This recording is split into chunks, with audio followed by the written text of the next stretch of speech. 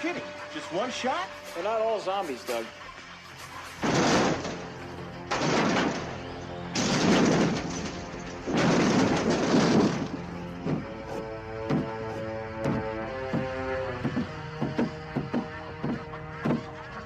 How do you fight this thing? Maybe we could drown it in A1 sauce. Well, sometimes that is better. The person you put up there ain't the person that comes back. It's a dance song to get down with. About 6 feet under. Get there. Ooh, I love this song.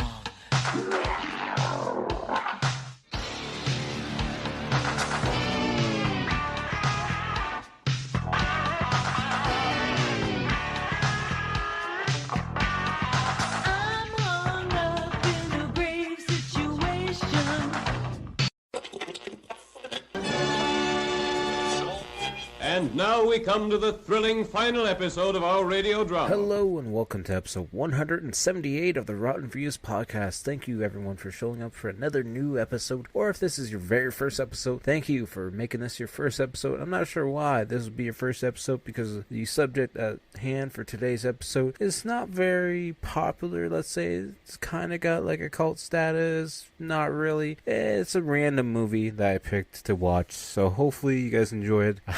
You'll find out my thoughts and opinions on the movie at the end of this episode. So before we get to the movie at hand, I just want to put out a little business out front so you guys can go check it out if you feel like it. I'm not forcing you guys to, but I appreciate if you guys did. Make sure to follow me on all social media accounts. Links will be down in the description below. That's at @typhinsign on pretty much anything and everything. So we got the Instagram account, the X account, the Facebook fan page. We also have the YouTube channel. Make sure to check out the YouTube channel where I've been doing a lot of live streaming lately. I'm still doing a lot of GTA Online, as well as doing some other video games and whatnot. We have the weekly gaming video that drops every single Wednesday on YouTube. We have old episodes of the podcast that are dropping. We're going to do a live episode of the podcast at some point in time when I can figure everything out that I need to figure out. I gotta do webcam and everything like that too. We're gonna maybe do some watch alongs. I'm not too sure yet. I have a lot of plans for the YouTube channel, but I just, there's the copyright issues and whatnot, so we gotta work our way around that. Or maybe we'll do a Patreon for the watch along. I'm not too sure yet. I'll have to look into everything legally to see what we can actually do. But I'm planning a lot of things for this year, so definitely go check out that YouTube channel. Hit that subscribe button, turn on the bell notifications. That way you get notified every time I go live. It's usually like 8 p.m. Eastern until about like 11 o'clock. Been doing like 5 to 6 streams a week, so hopefully you guys will check those out. Having a lot of fun with those, and I appreciate if you guys stop by. It means a lot to me. And we also have the shorts. I'm going to be doing more art shorts and art community posts, and maybe do some polls and see what you guys want me to draw next. Maybe we'll do a movie drawing or something. I don't know yet. We'll see. Go check it out though. You guys will find some content hopefully that you like. I hope. This week's been a little bit busier than what I've been used to. I've been behind on a few things. I don't know why, honestly. Probably just me slacking, or maybe to figure everything out with the live streams, because like I said, I've been doing live streams a lot lately and I'm enjoying them. Don't get me wrong, I'm enjoying them a lot, but I gotta find out the happy medium of doing the podcast, doing the YouTube video for every Wednesday, as well as doing the live streams, the weekly art drawings for my daughter for her lunch pail, and then art for myself and for clients, because I have some client pieces that I need to get done.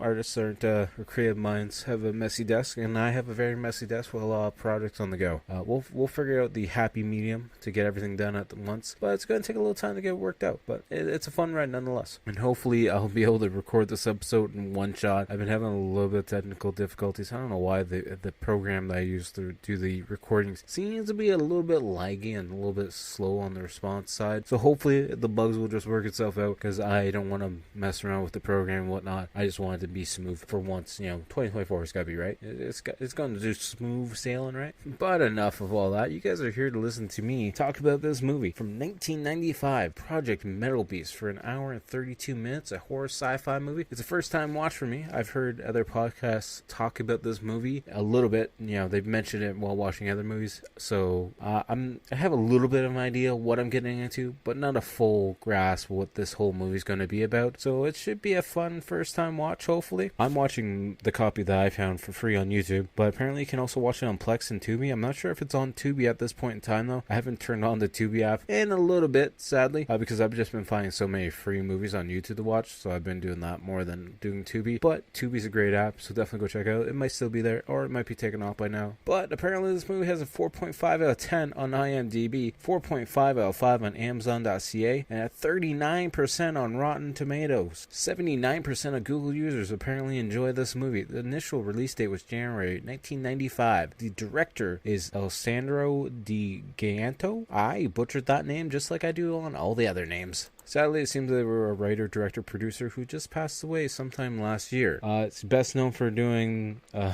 Butch Camp from 1996. Who's the writer for, of course, Project Metalbeast. They also wrote Bloodbath and Psychotown in 1989, as well as scoring from 1979 and Haunted from 1977. And apparently the first film was from 1974, where they wrote UFO Target Earth, whatever that might be. I've never heard of that one before. We also have two other people credited for being writers for this feature film as well. We have one being Timothy E. Sabot, which we're not going to discuss what movie he's done in the past. Not because it's probably anything horrible, just because he's done a lot of, let's say, adult films, and he was a producer for some adult awards shows. We're not talking about like game awards or like Emmys or Oscars or anything like that. We're just discussing like very adult related stuff, which I had no goddamn clue about, to be honest with you, before looking at this. And our final writer for this is apparently Roger Steinman, who's also best known for doing nothing really that important. Apparently he was part of the additional crew for The Hangover Part 2, if that makes anyone happy, I guess. He did a bunch of shorts and it looks like a bunch of French films.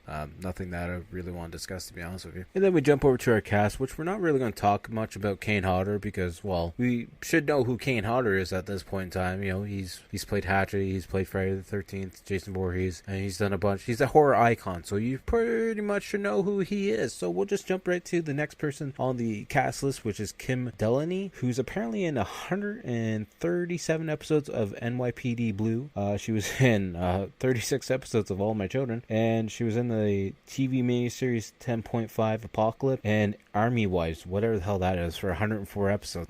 Very interesting because, like Feast, I believe one of the leads in Feast was in one of the soap opera shows as well for a crap ton of episodes, or maybe it was Baywatch. I'm not really too sure which one was, to be honest at this point in time in this recording. Next person on the cast list that we're going to talk about is Barry Bostwick, who's best known for being Brad Majors, a hero in the Rocky Horror Picture Show. He was also Ace Hunter in Megaforce from 1982. He was also Adult Terror, the narrator from Fantastic Planet from 1973, and he's also the mayor in Spin City for 145 episodes. I've been rewatching that one on Paramount Plus. I highly recommend that show. It's a great show. Should definitely go watch it. The plot from Google is a bloodthirsty werewolf becomes nearly indestructible after a government scientist uses it to test a metal-based skin. Sounds like a good plan. I'm sure what could go wrong with that. The tagline is DNA Overload. Apparently, under the trivia is apparently there's this old pinball machine called Rack 'em Up that was first made in 1983. So at least it got a cool pinball machine. Maybe I guess we'll see it once we watch the movie.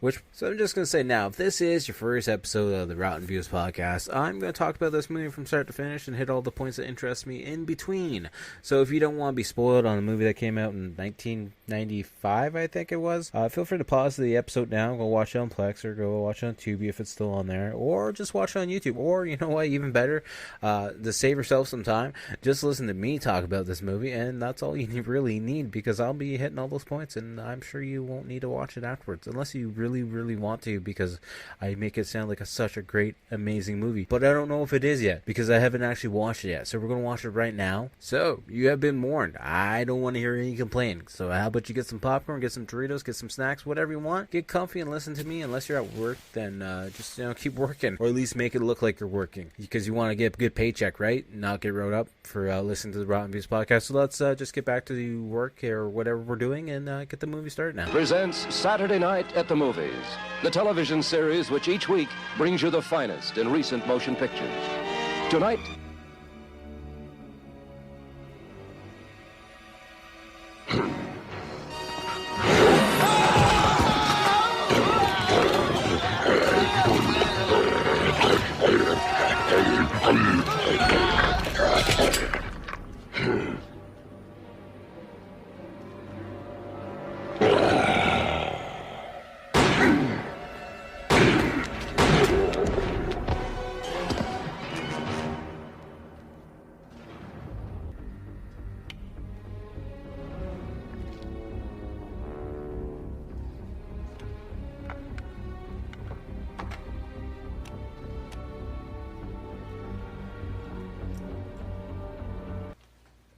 Where the hell's that doctor? She's 10 minutes late. Relax, she'll be here. We're wasting time. I should have kept that blood.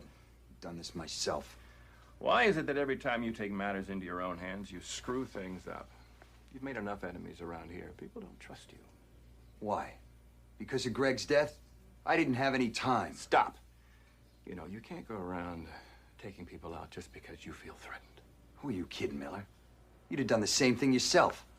So we got the movie starting out with some Blue Ridge Entertainment intro credits as we see a bunch of fog. A lot of fog. Nothing but fog, essentially, and some music hitting us. And then we see it's like what looks to be a boat coming in on the water, but there's so much fog, it's really hard to tell. And then you see it's apparently the U.S. Military Intelligence Agency, and they're up in the mountains in Hungary. Their objective is some werewolf sample blood, because apparently the werewolves live up in Hungary. Was that where Arnold Schwarzenegger's from, or is that somewhere else? I don't know, whatever. And then we see the intro title, the font come up, and it's something else, because it's pretty chopped together and nothing fancy. I thought, being a werewolf movie, they could do like a cool font, but they literally just put the two words on top of each other as we see them still making their way through the water. And they have this old school lantern on the front of their boat, because that's really letting you see so much. They finally get their boat on shore, and then the one guy's looking out of the cross and it just tosses off the side of me like, I ain't gonna need this, I'll be fine. And of course they come across this stone pathway that leads up a stone stairway and everything. And on top of this, the hill is like this old school gothic looking church, and be like, yes, the werewolf must be inside there to get the sample of blood that we need.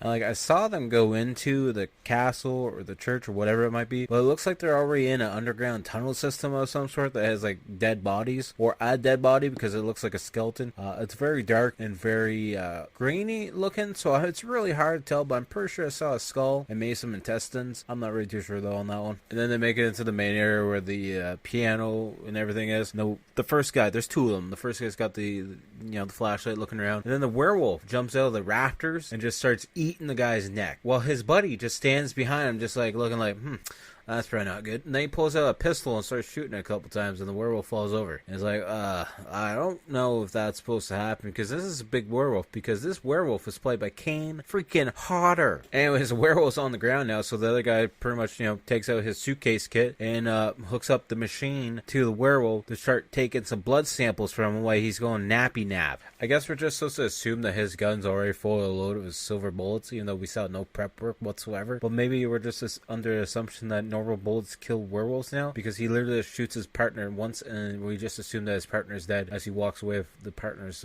camera, being like, yeah, I need this. And then we see that soldier guy back talking to Miller, played by Barry Bostwick, the mayor from Spin City. And it's just so weird seeing him trying to be like a head official, like a serious guy in the CIA or FBI or something along those lines, and he's just a comedic character the whole damn time. Ain't anything else that I've actually seen him in. And then some random nurse lady comes in and she's like, see this on this little blueprint thingy? That's the extra chromosome. That means it's not human. It's like, well, yeah, it's from a freaking werewolf. What do you expect? And apparently Miller has the scientist doing some tests on the blood, because he just wants to know if there's any disease in the blood or not. I don't know why. Why do you want to know if there's disease in the werewolf blood? Are you afraid they got rabies or something? Then Butler, the army guy, military guy, whatever he is, I brought back the blood sample. He's like, oh, it's just all the blood that's left for dragging your ass. You should be doing a lot better than this at this point in time. She's like, I'm just doing my job. I'm just doing the best I can. And then the two of them are outside, Miller and Butler, and Butler's like, I'm going to take this blood. He's like, your hands are tied because she has to sign off on it, so you're not going to take this and screw it up on me, so you can just wait your turn. But I don't know if Miller and Butler are on the same team or like the same organization, or if they're like two organizations working together. I'm not really sure what the whole plan is behind that. And apparently this organization's really easy to just go wherever you want to at any point in time, because then we see Butler sneaking into that same area where the cooler is with the blood sample in, and he's just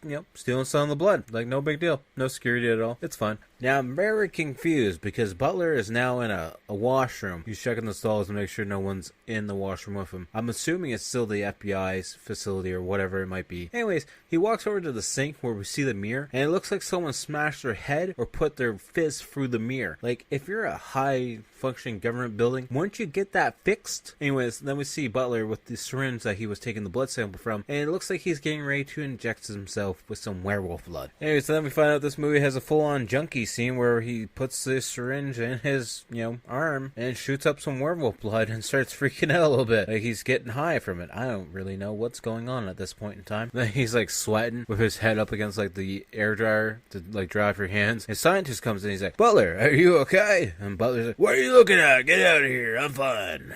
And Butler sits down to go over the pictures that his buddy's camera took as he's getting mauled by the werewolf. The werewolf suit looks pretty cool. It's nothing super amazing. It doesn't look like it has much like movement in it, but it still looks cool nonetheless. Then Miller walks in the room where Butler's got the light off, and he's like, get the light off, it hurts my eyes. He's like, what'd you do with the blood? You took it, didn't you? He's like, yes, I did, actually. Now we have plenty of blood because it's working through my system, so we can always have a sample of it. I don't think it works that way, though, to be honest with you. Oh, also, now that he's injected himself with the werewolf blood, Butler apparently has a higher hearing sense. You can hear the other doctors talking rooms away through the vent system. And Butler's like, I hear your heartbeat beating a little bit faster, Miller. You know what I want to do?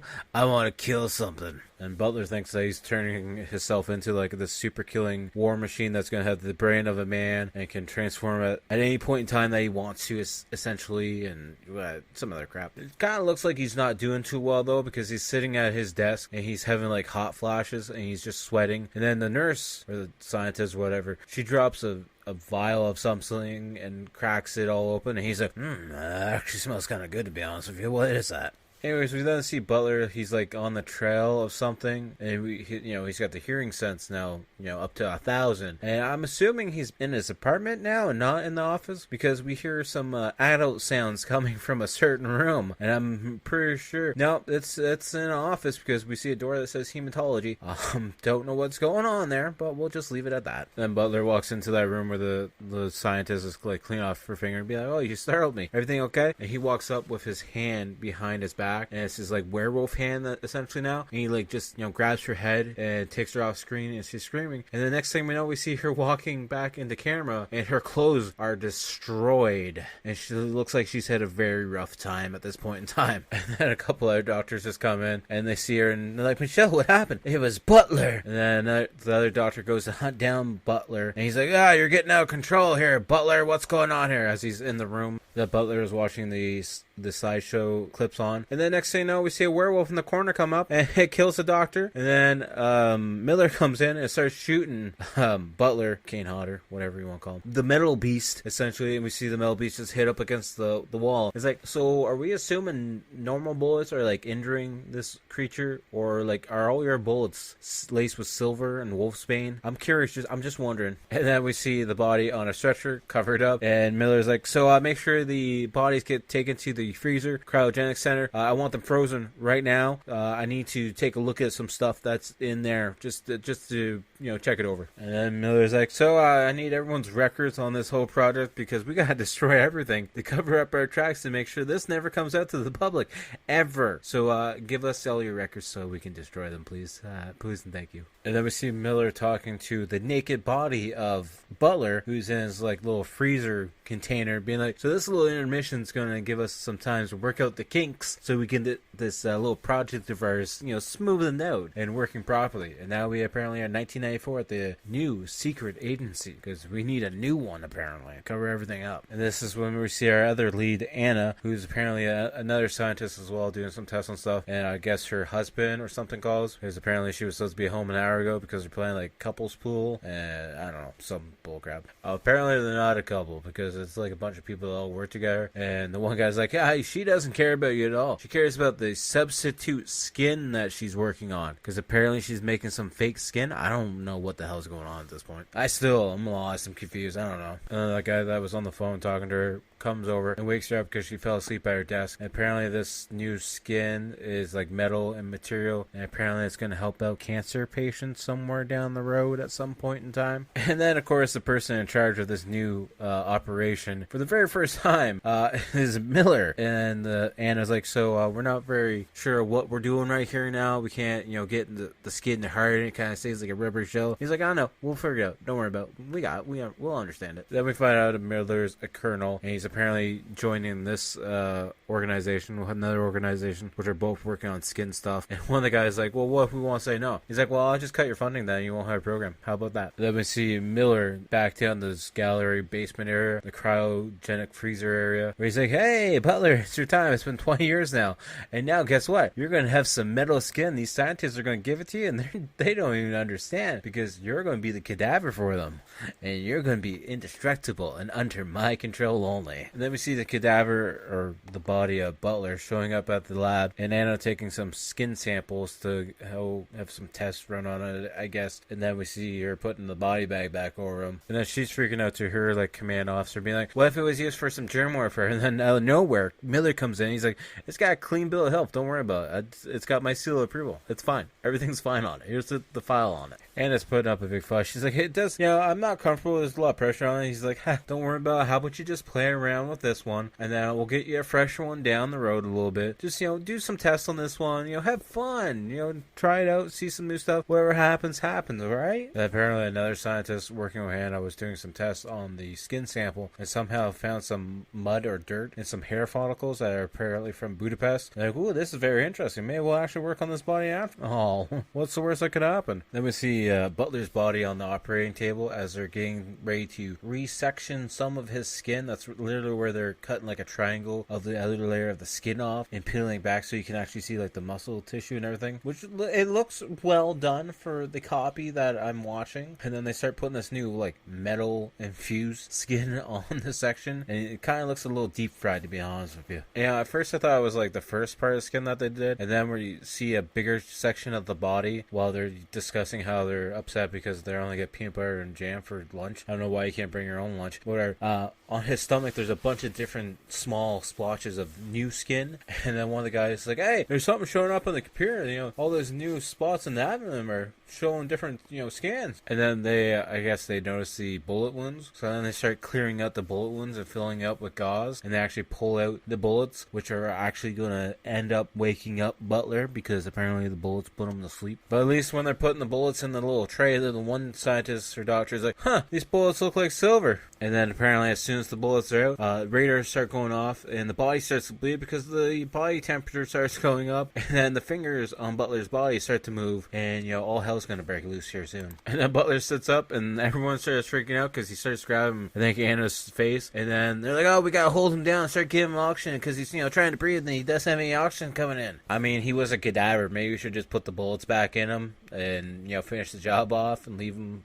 asleep and dead. Even though this whole point in time Miller was watching from like behind the glass. So where's Miller now? And then all the other scientists are like, so what if he like comes conscious and starts talking and stuff? And they're like, well, why don't we just take the bio skin off him and hopefully he dies again. And then Miller's like, just so you guys are aware, he technically doesn't exist, so let's not worry about it and we'll just do what we need to do, alright guys? Her general was like, so how about we send these bullets off to Washington so we can figure out who or why he got killed? And Miller's like, it doesn't matter how he got killed or who killed him. It's not going to change a thing, so let's not worry about it, okay? And then we have like Anna hiding in her office because apparently one of the other co-workers, I think maybe Dubby, I'm not really too sure, went to go find her. And then we have a flashback where Anna's thinking about this little girl who's in like the burn ward, and she's just feeling bad because she couldn't help her out. Some backtracking that doesn't really make any difference at all. And apparently this made Anna think about like, well, what if life doesn't leave our body when we die and it's just stuck there and it reinserts itself just like it happened today.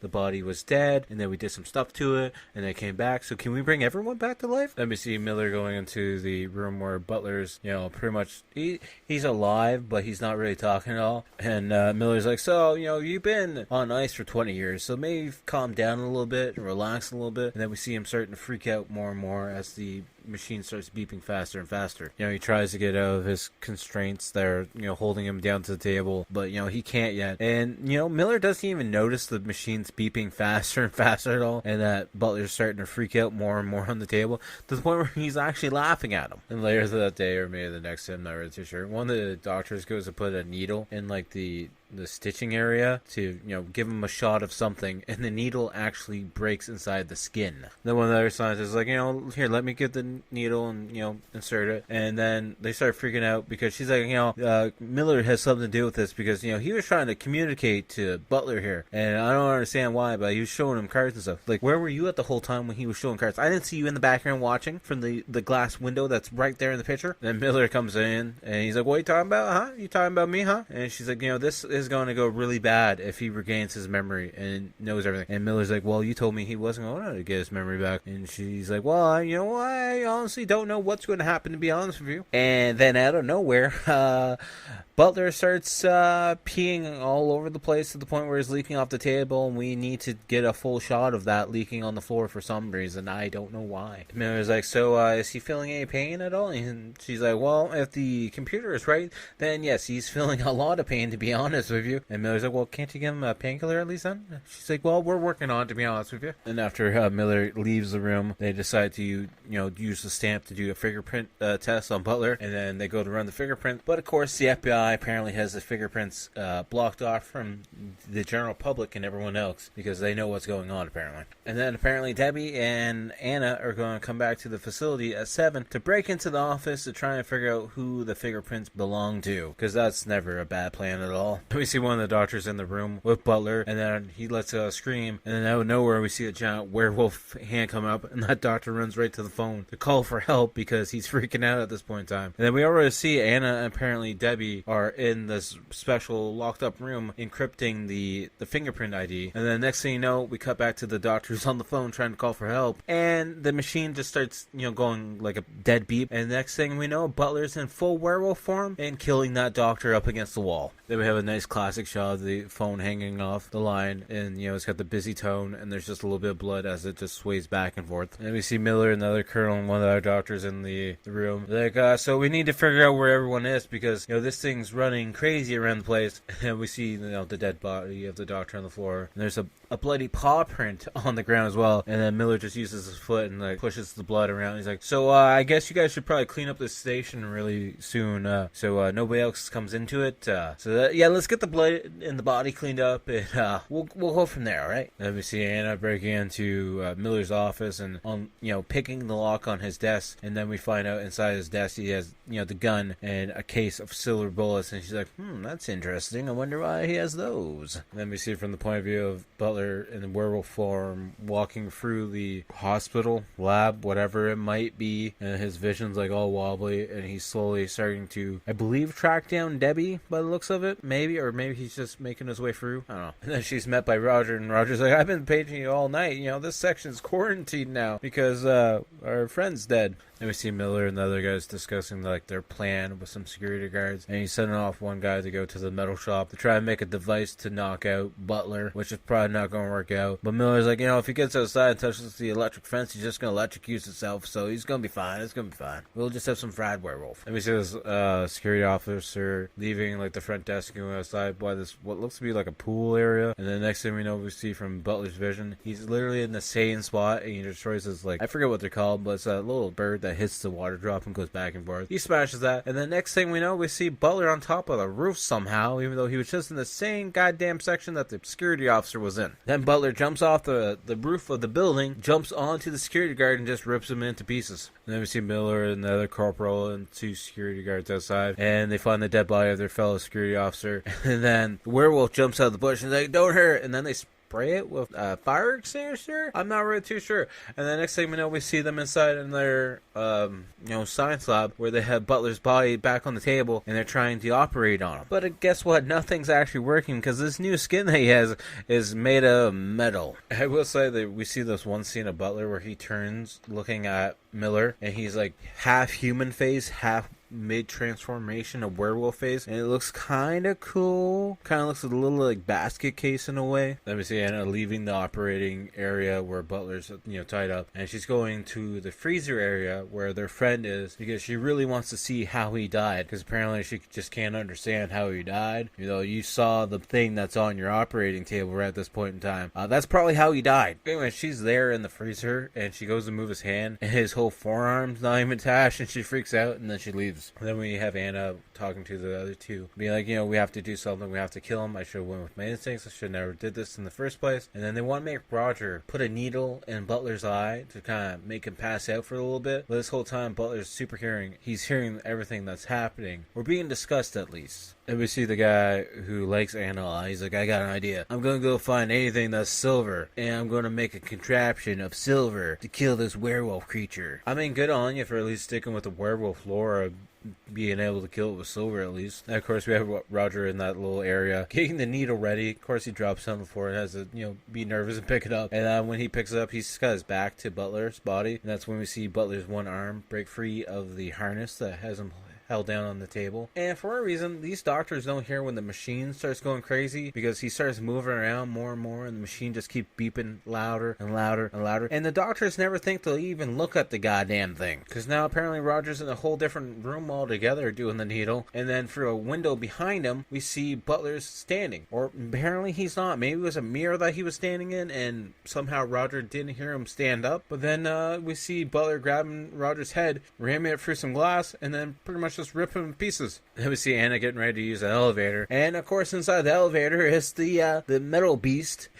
And then he kind of looks at her neck, and she has a cross on her neck. He's just like, oh no, not the cross. And then the elevator door closes, and then he starts beating the crap out of the elevator door as she runs away for her goddamn life. And then we see them all in the little workshop area where the guy was melting the silver, and he's made a giant metal silver spear, maybe? I thought he was making bullets, but apparently it's not bullets by the looks of it. Okay, so apparently he was making like shells for a rocket launcher of some sort. I have no idea what's going on. I don't know where Miller and the other colonel are in this kitchen area where they see one of the other guys is dead, and then Miller literally just shoots the colonel in the kneecaps and drops him on the ground. He's like, make sure you don't go too far, it's pretty dangerous out there. And Miller leaves the room, and then we just see the shadow of the Metalbeast walking through as he comes towards the colonel, getting ready to kill him next. I mean, the design of like the Metalbeast, it's kind of neat. I wish it was shot a little bit better. I wish like there was a little bit more of different coloration. And I'm not really stuck on the feet, because they're kind of like they almost look like a hoof almost. I feel like the feet should be bigger, and like maybe the toenails could be like clicking like a velociraptor. Maybe that's just me being nitpicky, and I'm sure they only had so much money in the budget, but whatever. Then Miller meets up with everyone else, and he's like, so nobody's gonna kill my little friend over here, so how about we put down the shells and give me the launcher, and we'll just, you know, we'll all leave here as friends, and nobody else will die. And then we see a standoff between Miller and the last, I guess, security guard maybe, and Miller's just like, you know, get out of my way, and the security guy's like, over my dead body. So then Miller just shoots him right in the shoulder and drops him, and maybe he's dead because he just walks over his body and the guy looks dead. So I don't know if a shoulder shot killed him or not. And of course we see Debbie and Anna running away, and of course they come to gallery number 2, the cryo holder freezer area, and Debbie's able to, you know, hack the encryption code to get into the area, and it's apparently in an area they've never been in before. Then we see them walking around looking at all the cryo chambers. And like, oh, they said this area was destroyed by the fire. We've been lied to all these years. They've been lying right in front of our face. Then Miller finds him. He's like, I'm really sorry that you guys had to find my little hidey hole down here. And then out of nowhere, the Metalbeast comes up, and Miller's like, hey, Butler, it's me, you know? I'm supposed to be in control of you. We're friends here. And then the Metalbeast just starts throwing him around and literally slashes him through the stomach and throws him up against a metal door at one point. And then the Metalbeast is like getting ready to attack him. And it almost looks like his back has like porcupine quills coming out of it. And at one point, Miller goes to fix his hair as the Metalbeast is holding him. I don't know why, but it looks like he's fixing his goddamn hair. And it literally does, at this point, look like the Metalbeast has porcupine quills coming out of the back of his head, maybe. Because at this scene, he's got his whole, like, hand through Miller's stomach as Miller's screaming, kind of, in pain. And then for some reason, Anna and Debbie split up. And then Debbie finds a door that's open to the outside world. And she starts screaming to Anna, which is probably not a good thing to do when you have a super metal werewolf hunting you down. So then the Metalbeast is staring down Debbie, and out of nowhere comes running Anna, and Anna's like, go, get down, Debbie. And then she shoots a rocket, and the rocket looks like it hits the back wall behind the Metalbeast, and then the whole wall blows up, and the Metalbeast comes down. And then somehow a piece of steel rod goes through what I believe is Anna's ankle. Not sure how that happened. She literally pulls a steel rod out of her ankle, and literally just takes like a part of her medical jacket, and wraps it up, and starts, you know, limping away, being like, it's fine, I won't bleed out to death. You know, I can walk walk fine, even though it went all the way through me. And then she gets up and she's looking around, and we see like the Metalbeast is underneath the rubble, and Debbie's also underneath the rubble. But guess what? The Metalbeast isn't dead yet because it's not silver, so good luck. Now somehow Anna's able to run down this underground tunnel system that's kind of like in a basement area underneath the facility as the Metalbeast is slowly walking after her. But you know, it's a horror movie, so it looks like the Metalbeast is walking a lot faster than it really is. We see her run down this tunnelway, and apparently it's a dead end. The door is locked somehow, and there's also a loose wire that's sparking all over the place as soon as the Metalbeast gets closer. And then out of nowhere, Debbie comes up and shoots one of the rockets, and it gets him right in the thigh, and he pulls it out of his thigh as they run away. Out of nowhere, when they run to this other area, the guy who really likes Anna comes out from hiding behind like some boxes and tubs and stuff. He's like, I got a shell! So he gives it to Anna, and Anna shoots the Metalbeast, and now the Metalbeast just blows up into a million pieces. And there's smoke all over the place, and we see the three of them getting out of the building together as, you know, they're coughing up a lung. And then once they're outside, he's like, I'm sorry I didn't find you sooner. I couldn't find you in there. It's a maze. You know, you all work there. And she's like, oh, I'm glad you're alive. I thought you were dead. And Anna takes like a piece of the Metalbeast flesh off of his face because of like from the explosion. And then as they walk away, we see that piece of Metalbeast flesh on the ground, just, you know, twitching and moving a bit. And then the end credits roll and the movie's over. And yeah, this one was a unique movie, interesting. Not really too much good to say about, to be honest with you. I'm glad I watched it.